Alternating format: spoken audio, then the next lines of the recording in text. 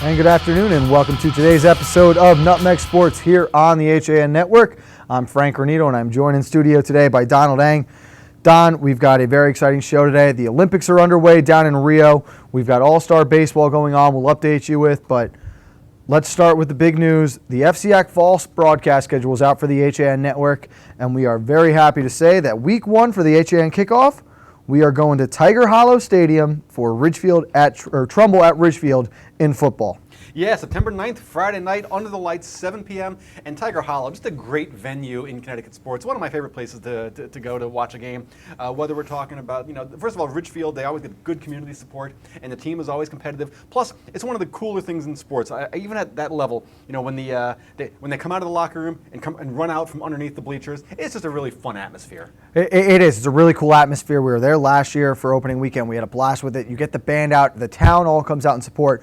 More importantly, it's going to be a great game. Those are two high-powered teams. We will have more time at the end of the show where we'll break down these games individually.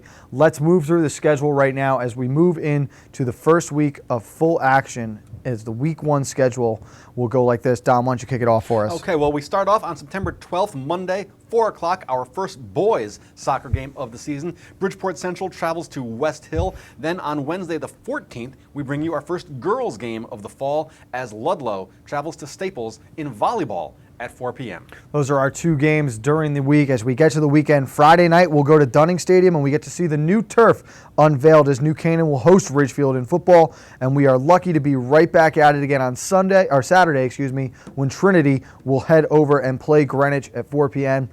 That's a game that's got a lot of interesting storylines. Don, looking at this, that's a cool week. We'll get to see some soccer. We get volleyball as well. Ludlow and Staples is a good volleyball game. A little bit of everything. We always try. You tend to focus a lot on the football because that's that's kind of the marquee sport at a lot of schools. But a lot of these other sports are really fun, really competitive games, really fun to broadcast also. It is, and we get to see a lot of the FCIAC too as we get into that week. Really cool. That'll be the first time we do a central sporting event on the HA Network. We didn't get them on last year. We are pumped to have them on this year. Yeah, week two, Kennedy Stadium in Bridgeport. Danbury will play at Central 4 o'clock in boys soccer. That is on Tuesday, September 20th. And then the following day, we head to Ludlow for a 6 o'clock girls soccer match between St. Joseph's and Fairfield Ludlow. And that Friday during the week, we have a little bit of a different schedule. We don't do a football game. We've actually got a big rivalry game. New Canaan will go to Darien for a huge field hockey matchup. You've got a defending state and FCIAC champ playing each other there. And on Saturday, it's one of the most exciting matchups of the season, I think, for the fall. Greenwich goes to Darien for football. It was a bit of a blowout last year, but I tell you what, that could be a game with serious FCIAC championship, with the champion of the FCIAC implications on it early in the season. Yeah, Greenwich is one of those teams that everyone's kind of curious about. Can they come back to where they've been traditionally? And then, of course, in field hockey, New Canaan versus Darien. Does it even really matter what sport it is? Debate team, bowling, chess. Doesn't matter. When when New Canaan plays Darien, it's always a spirited contest. And what's really cool in that week, we talked about how that first week of the season, we do our first ever game featuring Central. Week two, for the first time, we get to go to Kennedy Stadium and do a broadcast. And I'm sure there are a lot of people who have not been to Kennedy Stadium before. First of all, one of the biggest stadiums in the state, but it's such a cool venue to watch a sporting event from, and I'm excited that we get to do a couple Central soccer games early on this season. Right, including week three, we're back at Kennedy, Norwalk, and Central on the pitch at 4 p.m. on Monday, the 26th. Then girls volleyball on Wednesday, as Ludlow plays host to Trumbull at 5:30 p.m. And then Thursday, we head back to New Canaan to watch the West Hill Vikings match up against the New Canaan Rams in girls soccer. And that's another really, really good week of matchups. You've got a lot of good games, a lot of competitive teams. This is one of the coolest things I think we're doing, Don.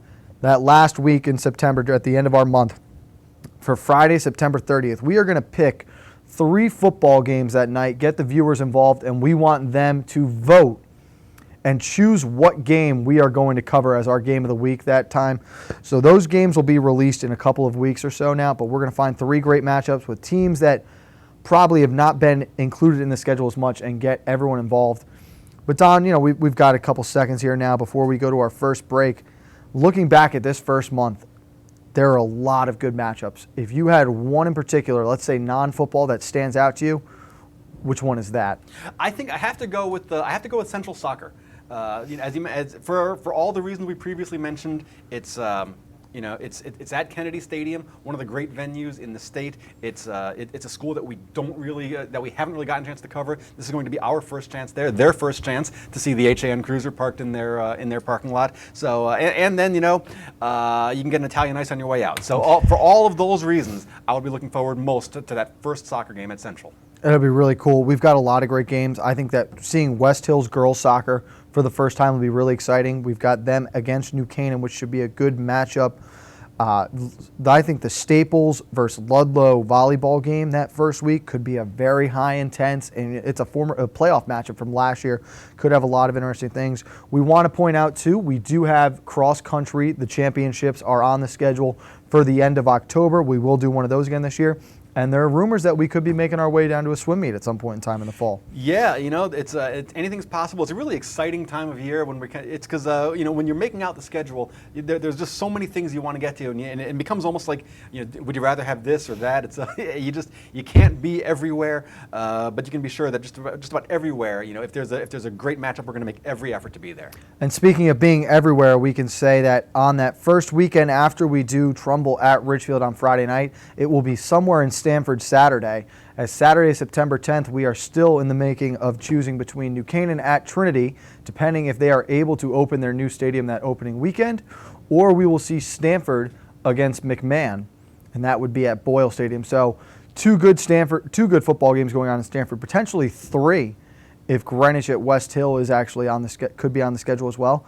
But that's another exciting day, and any weekend where we get to do two football games, it doesn't get much better than that. No, particularly with Trinity, big expectations there. They had an outstanding year last year, state playoff semifinals, and then this year with their new facilities, they're really excited because as we've mentioned, as we've mentioned here and there, having great facilities does not necessarily mean your teams are going to perform well, but you absolutely have to have them because they simply can't perform well without them. And Trinity, we're going to put Trinity facility-wise on a par with the rest of the league, so that's great news for them. It is, and we had the Trinity athletic director Bob Robustelli on just a few short weeks ago. We talked with him. They do have the turf laid down at Trinity Stadium now. They are in the process of taking apart the bleachers and the press box. They're unsure if they'll be up for week one. The game will be played at Trinity. We're not sure if we have the ability to broadcast without those things. But I tell you what, the Stanford game that we could be doing might be even more interesting.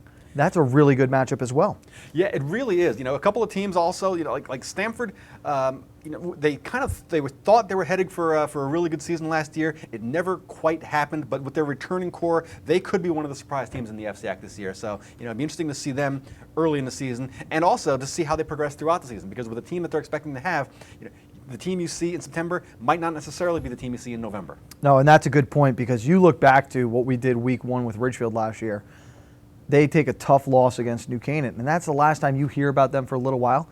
They lost that first game, went ahead and won 6 straight games. So it is a big difference between how you come out in September and where you'll finish. And speaking of finishing, we're going to take a break, get closer to that finish. When we get back, Don and I will take a look down at what's going on in Rio and update you on some of the Little League baseball that's going on right here on the HAN Network. For more than 50 years, Triple S has been Fairfield County's expert service for carpet, upholstery, and drapery cleaning.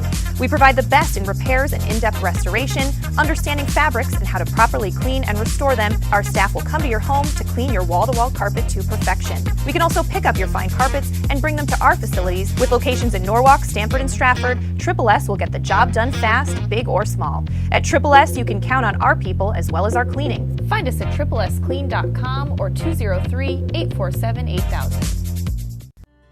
I really wanted something that felt like a home. Coming from a big house, I wanted the feel of a home as opposed to a condo.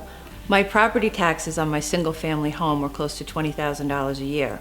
Now that I've downsized and I'm in a townhome, and because of the condo tax laws, my fees have gone from $20,000 down to about $5,300 with the star exemption. There is no other townhome that compares in the area. This is where I want to be. Have a sports injury or a slip and fall that needs immediate care? Coastal Ortho Express Urgent Care gives you direct access to an orthopedic specialist fast, without an appointment. Biking, golf, tennis, soccer, whatever the sports injury is, sprain or fracture, Coastal Ortho Express can help. Coastal Ortho Express Urgent Care, open Monday through Saturday, now in 2 locations. The iPark building at 761 Main Avenue in Norwalk and 36 Old Kings Highway South in Darien. Or go to coastalorthoexpress.com, like them on Facebook. I'm Denise DiGregoli, the host of The Drive on the HAN Network. Join me Tuesdays for some motivational, intelligent talk with a little humor as we visit with people who live their lives mindfully. Tune in to The Drive live on Tuesdays, 12:30, here on the HAN Network.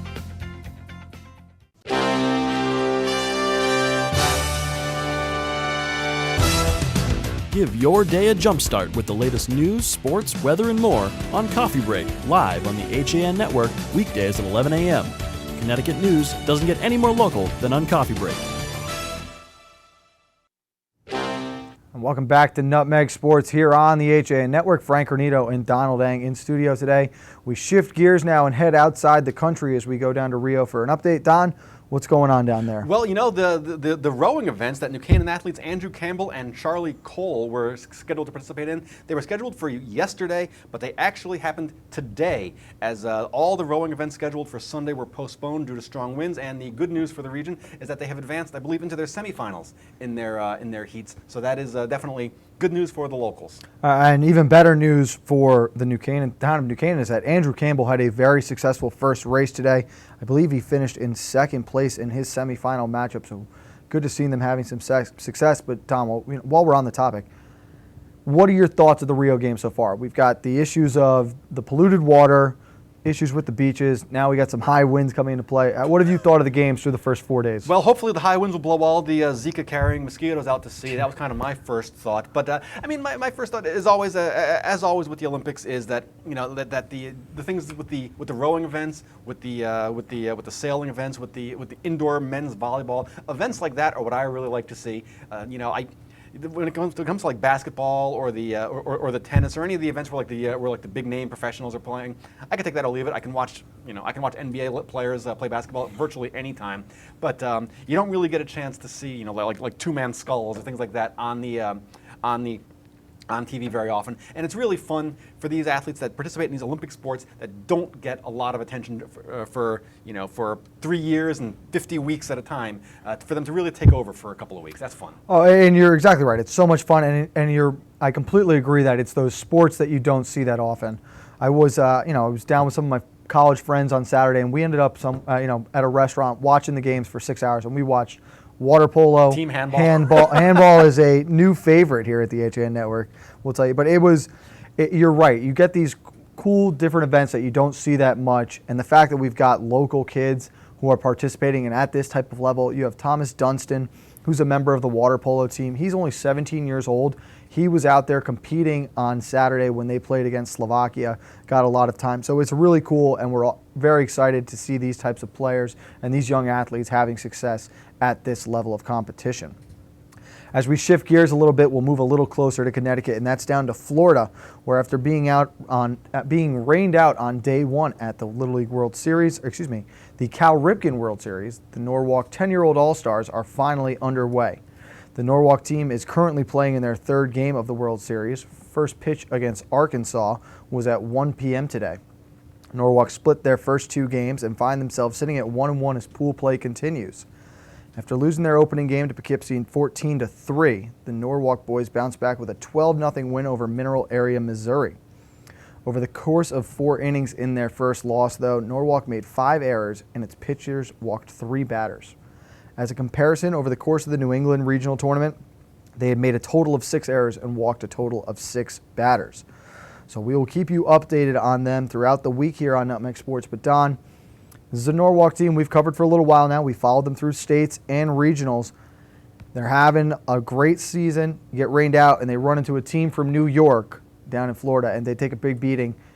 Showed a lot out of them to bounce back with a big win yesterday. Yeah, it seems kind of funny. You get on a plane and you fly 1,000 miles to match up against a team that's about 45 minutes away. But yeah, I mean, a tough loss to Poughkeepsie. Of course, the 10-year-old kids, you kind of expect them to bounce back, and of course they did with a big win over Mineral Area, Missouri. So it's going to be tough. You have to kind of fight your way through that bracket now with the loss on your ledger. But we'll stay on it, and hopefully we'll have some excitement a little bit later on this week. And Poughkeepsie is leading their pool right now. You have 2 divisions. There are 10 teams total. The top 3 teams from each division will advance. The 2 number 1 seeds will have first round byes in the playoff bracket. Poughkeepsie has won its 2 games by a combined score of 26-4. So Norwalk can keep their heads up knowing, okay, they got us once. It's going to be much tougher for them to get us again versus us having to beat them for the first time. And so we wish them luck. They're playing against Arkansas right now. That game's in about the 5th inning. We do not have a score update yet, but we will keep you posted on their tournament. Sticking with baseball, the Fairfield American Little League team lost its opening game of the New England Regionals tournament in Bristol, Connecticut. Fairfield opened tournament play against Bedford, New Hampshire on Sunday afternoon and lost 7-1, dropping them into the losers bracket of the tournament.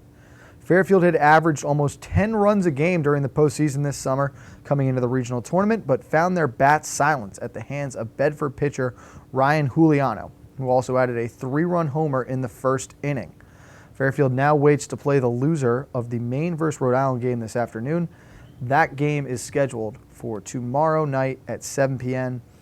Don, one thing that stood out to me out of this Fairfield team, their coach comes back after this tournament and says, Rhode Island lost its first game last year before running the table and qualifying for the World Series. So they've got the right mindset right now. Certainly, it's kind of like the Yogi Berra-ism, to paraphrase. You're not out of the tournament until you're out of the tournament. It's baseball. It's a one game at a time. And as they say, momentum is your starting pitcher. And so you get a couple of good pitchers on a roll, and anything can happen in these tournament plays. And it's similar to Norwalk. I think it's good for these kids. You get to that tournament and you lose that first game. At that age, you get that sense of urgency. Your back is against the wall, and now you're, oh my God, we can't lose again. I think it's interesting, and I think that we're going to see this. I really do think Fairfield is going to qualify. We'll win that regional tournament, and we will see them in Williamsport in 2 weeks. Let's go from one diamond to the next one, and for a softball update, what do you have for us? Well, the Stratford Brakettes won the women's major softball national championships over the weekend. As you mentioned, go with the team that needs to win the game, because in the championship game, Stratford lost to the St. Louis Saints 1-0. The Saints scoring 1 run in the 6th to beat the Brakettes 1-0. That forced the if game to follow, which Stratford then proceeded to win. Megan Good, the winning pitcher there, and Hannah Cooper, the battery. With the 1-0 win by the Brakettes over St. Louis, out-hitting the Saints 6-5. Stratford scoring the winning run in the 2nd inning. So as you mentioned, you have the team that fights their way out of the losers bracket, then wins the preliminary game, or the championship game, so to speak. They lose the if game when both teams have their backs against the wall. But as always, take the team that needs to win versus the team that wants to win. Absolutely right.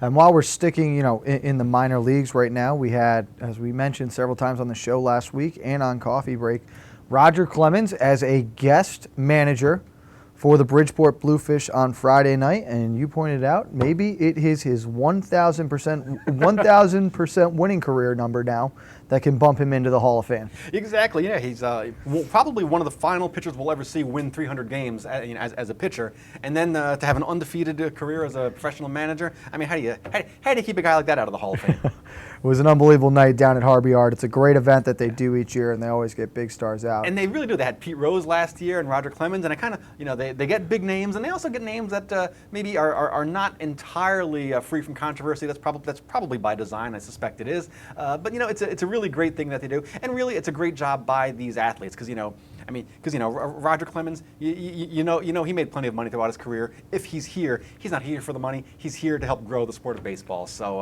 I was never a big fan of his, but that's a good job by Roger. No, and it's a really good point. Along with Pete Rose too, they don't have affiliations to this Bridgeport team. This is truly trying to help grow baseball, develop it at a youth level, and continue to grow this game that America loves. We will take one more break here on Nutmeg Sports, but when Don and I get back, we will go over the schedule game by game, tell you which ones we really think will be our best matchups of the fall, right here on Nutmeg Sports.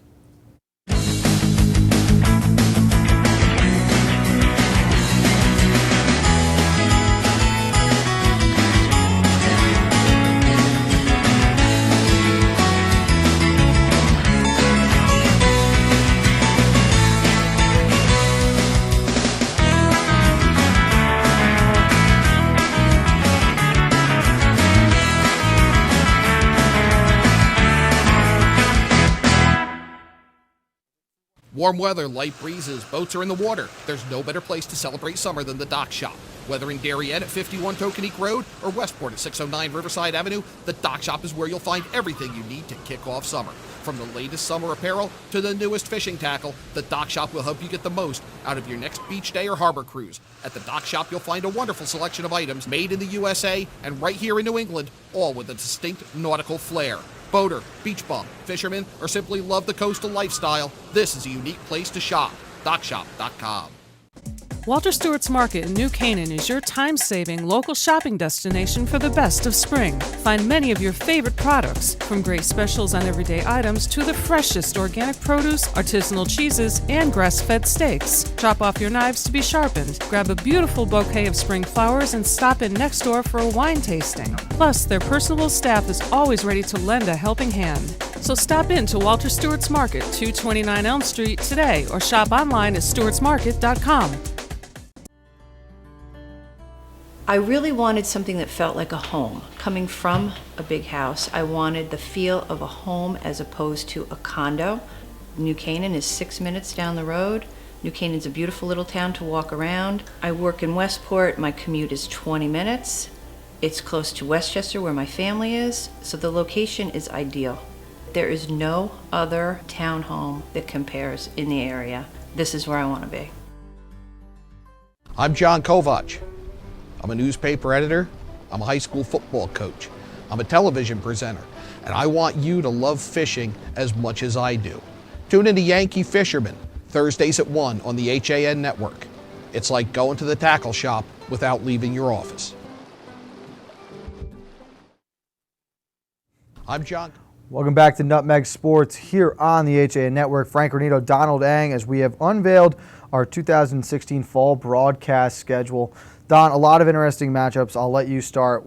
You can pick one that stands out. Let's break it down. Well, we were talking off the air last week. I'm going to start right off the bat. Tiger Hollow, Trumbull at Ridgefield. As we mentioned earlier, Ridgefield had a couple of early losses and then just reeled off, and then just started reeling off wins. By the time the season ended, I thought Ridgefield was arguably one of the top 2 or 3 teams in the FCIAC. Now, what's interesting is that Trumbull has seemed to just not been able to get over the hump. They've been respectable. They've had decent records for about the last 6 years, but it really has been since the 2010 season that we've had a really good team come out of it. They think they've got a good team this year. I think so too. And then for them to go up against Ridgefield week 1, that's a great game to start off the season with. And I agree. And Ridgefield, I think, will be right there. You're right. They lost that early game to New Canaan. They lose to Trinity. And then they find a way to bounce back and really run the table.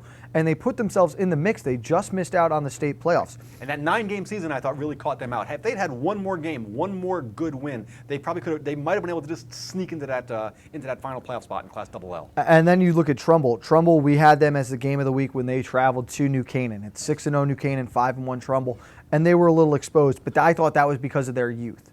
They lose a lot of their O-line, which will hurt them, but they bring back most of their skill players. Yes. As you mentioned, Trumbull had a young team last year. They returned a lot of the secondary, and I mean, what are you going to do? They got lit up through the air in New Canaan. A lot of teams can say that. This is true. There's no Mike Collins this year. As we look at the Saturday schedule, you've got Trinity and New Canaan for football on that Saturday. We've also got Danbury and Stanford. Which game we'll do, we'll find out, but either way, seeing either of the Stanford teams to me is going to be great. I think Stanford could have a good year. Trinity has a lot to prove. They made some noise last year, and they believe they're the real deal. They could be a very good team. They've got Alfano from Greenwich. New Canaan, who's playing quarterback? Is it going to be a 15-year-old freshman, or are one of these seniors going to be able to step up? Danbury had a rough year last year, but again, they could be as talented as any team on any given day in the FCIAC. No, certainly, and that's always what we've been saying about the FCIAC. It's like, traditionally, for the last decade or so, it seems like we've had that four-headed monster of Greenwich, Staples, New Canaan, Darien. Who is going? And now last year, Greenwich took a little bit of a step back. Staples came on and ended up having a strong finish to their season. So you figure, could they be right back on that upper tier? Can Greenwich get back to that upper tier? And who else is going to take the competition to those schools? As we mentioned, Trumbull and Ridgefield are 2 possibilities. Stanford could be another kind of a dark horse. So we know that always is this time of year. It's always fun to kind of speculate. And we're looking at the week 2 part of the schedule now, or week 1, our full first week. You've got 2 football games lined up that weekend that could both be unbelievable, and they're big rematch games from last year. The game that stands out, I love Central at West Hill for boys soccer. The first time we're doing a soccer game at West Hill. The first time we're covering a Central sporting event. That's a great game for me. I think it's going to be a very competitive soccer game too. To start our fall season off for soccer that way is awesome. Yeah. And I was right there with you. I thought Danbury at Central was the game that I had pegged on for that week, simply because having seen Danbury a couple times last year, I was really impressed by them, and Central always putting talent on the field. You've got Ludlow and Staples. That's a rematch of the 2-7 seed game from last year's volleyball playoffs. That should be a high intense game at the Staples Gymnasium. Then you get to that weekend. Ridgefield goes up to New Canaan. They've got a lot to prove after taking that lump on the chin week 1 last year against New Canaan. But Trinity at Greenwich on that Saturday. It'll be at 4 o'clock, so Johnny Boy can be the only guy playing at that time, and everyone's got to watch them. But I tell you what, now you think about this. Richie Albanizio, now coaching at Trinity, making his return to Greenwich. Might not be the warmest welcome.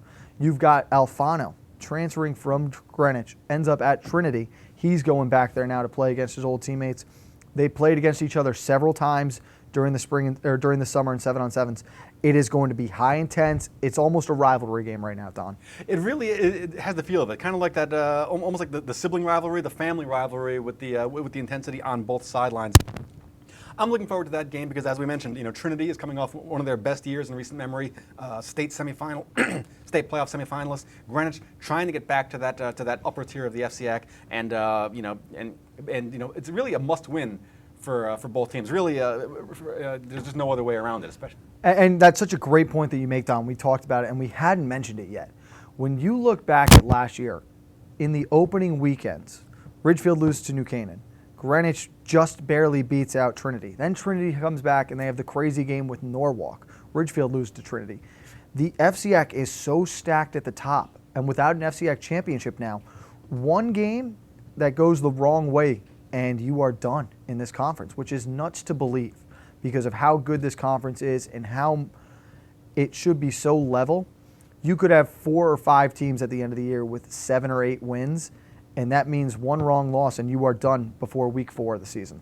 Yeah, and that's almost like the Southeastern Conference in football. Where like you get yourself knocked off, and really if you have one bad loss, one loss early in the season, and you've essentially got to run the table the whole rest of the way to have a shot. And that's tough to do in this conference because you can afford to lose one game, but if you do it at the wrong time, then you really put yourself at risk of stumbling up and not being able to recover. And with no FCIAC championship game, come Thanksgiving, the teams that have the 2 best records in the conference or the team with the best record, you are playing in the FCIAC championship that day. Your game represents that championship game. You got to find a way to win it. Oh, sure. And of course, with the FCIAC Thanksgiving Day games, then of course that of course the traditional rivalry weekend. So you can have your Darien versus New Canaan, Greenwich versus Staples. So a lot of those games really could have a lot riding on them as we get into November. We keep moving along here. I think that St. Joe's at Ludlow, it'll be the first girls soccer game we do during the season. Ludlow at Taft Field, such a great stadium, great place to watch a sporting event. That'll be a really cool game. It's a northern county rivalry type of game. You've got 2 of those teams that are right in the middle of the pack trying to separate themselves. A lot to prove there early in the year. Right, and then of course Saturday, Greenwich at Darien. I mean, again with Greenwich, how good are they? How good can they be? They get another big test in the early season. And they really do have a murderer's row of opponents early on, and it's the first time we'll get to see the defending FCIAC and state champion Darien football team. They get a little bit more time to get ready at the beginning of the season. They don't have to pull their hair out the way Greenwich does, having to play Trinity the week before. But Darien will be coming in, and they've got a huge target on their back, not only because of being the champions this last year, but they laid it on Greenwich when they went down there early in the season. They do. A lot of teams will be looking to exact payback on Darien this year. Unfortunately for those other teams, I don't see Darien really falling that far, if at all. So because they with what they return and with what they always bring to the table, definitely a big game for Greenwich and for Darien. That weekend will be the first time that we see Darien. It'll be a doubleheader of days. You'll have that game on Saturday. The day before our first field hockey game of the year, New Canaan will travel to Darien that afternoon. like you said before, Don, it's a rivalry game. Those two teams could be playing ping pong, chess, kicking rocks in the parking lot. They are going to make it a competition, and they are going to scratch and claw to beat each other.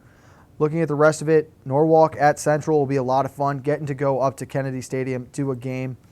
You've got girls soccer. West Hill goes to Canaan. Those are two competitive programs that are always there at the end of it.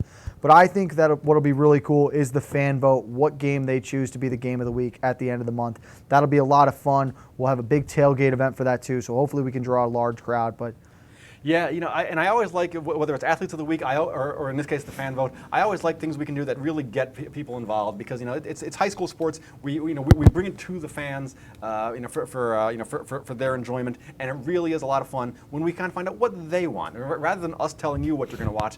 They get to tell us, and don't ask us. We don't know what the matchup's going to be or the nominees. Got some ideas, but yeah, that's going to be a lot of fun. That's one of the things I'm looking forward to most this season. It'll be very, very cool. The cross country championships will absolutely be a blast. We hope we get to make it down to a swimming event, especially with all the energy from watching the swimming in the Olympics right now. We want to ride that wave as much as we can. That's going to do it for this episode. I'm excited. We've got a lot of different teams, a lot of different locations, and the FCIAC Tour is not far away. We're almost there right now, Don. I was going to say, the nights are getting a little bit cooler. Summer's almost over. That's going to do it for this episode. We'll be back tomorrow at the same time. For Donald Lang, I'm Frank Granito. Check out Coffee Break with Kate Chapunski at 11 a.m. right here on the AJN Network.